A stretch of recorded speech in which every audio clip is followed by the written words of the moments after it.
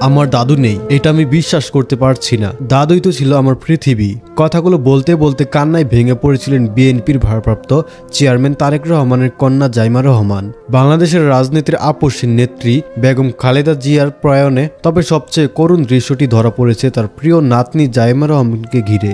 দাদুর শোকে কেঁদে কেঁদে এখন প্রায় পাগল প্রায় অবস্থা তার। নাতনির বুকে যেন ছিল তার শেষ আশ্রয়। হাসপাতাল ও পারিবারিক সূত্রগুলো বলছে শেষ দিনগুলোতে বেগম জিয়ার সবচেয়ে কাছের মানুষ ছিলেন জাইমা। বাবার নির্বাসিত জীবন আর চাচার অকাল মৃত্যুর পর জাইমাই ছিলেন খালেদা জিয়ার শেষ বয়সের অবলম্বন। নাতনিকে বুকে জড়িয়ে যেন জীবনের সব কষ্ট ভুলে থাকতেন এই মহিষী নারী।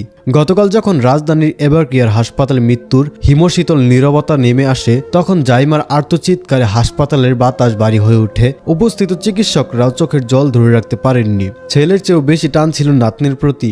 পারিবারিক মহলে পরিচিতরা বলছেন তারেক রহমানের চেয়েও যেন নাতনি জাইমার প্রতি বেগম জিয়ার টান ছিল কয়েক গুণ বেশি। প্রবাসী জীবনে জাইমার ছিলেন দাদুর সঙ্গে ভিডিও কলে কথা বলার একমাত্র আনন্দ। দাফনের আগে দাদুকে শেষবারের মতো জড়িয়ে ধরে জাইমার সেই হাউমাউ করে কান্নার প্রমাণ করে দিয়েছে এই সম্পর্ক কেবল রক্তেই ছিল না, ছিল আত্মার। মা হারানোর বেদনায় তারেক রহমান যখন নিথর পাথরের মতো বসে আছেন, তখন জাইমা যেন দাদুর মরদেহর পাশ থেকে বিলাপ। রাজনীতির ধোঁয়াশা বনাম পারিবারিক বিলাপ। বেগম জিয়ার মৃত্যু নিয়ে রাজনৈতিক মহলে যখন মৃত্যুর সঠিক সময় নিয়ে রহস্য ও বিতর্ক দানা বাঁধছে, তখন পরিবারের ভেতরে চলছে শোকের মাতম। জাইমা রহমানের এই করুণ দশা দেখে সাধারণ মানুষের মনের প্রশ্ন জাগছে, রাজনীতির এই নিষ্ঠুর খেলায় শেষ পর্যন্ত কি একটি পরিবারকে তিলে তিলে শেষ করে দেওয়া হলো? তারেক রহমানের আবেগঘন সেই বার্তা। তার মা ছিলেন পরিবারের আলোকবর্তিকা, আর সেই আলোকবর্তিকায় সবচেয়ে বড় ভক্ত ছিল জাইমা।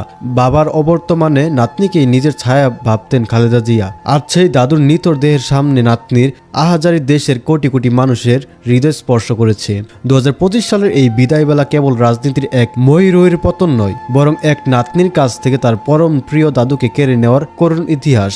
খালেদা জিয়া চলে গিয়েছেন, কিন্তু জাইমা রহমানের এই কান্না যেন আমাদের বারবারই মনে করে দিচ্ছে শোকের কোনো সীমা নেই, আর হারানো স্বজনের শূন্যতা কোনো রাজনীতি দিয়ে কখনোই পূরণ করা যায় না। তো প্রিয় দর্শক, এই ছিল আমাদের এখনকার আপডেট। এরকম প্রতিনিয়ত আপডেট পেতে হলে আমাদের এই ছোট্ট চ্যানেলটি সাবস্ক্রাইব করে আমাদের পাশে থাকবেন। ধন্যবাদ সবাইকে। আল্লাহ হাফেজ।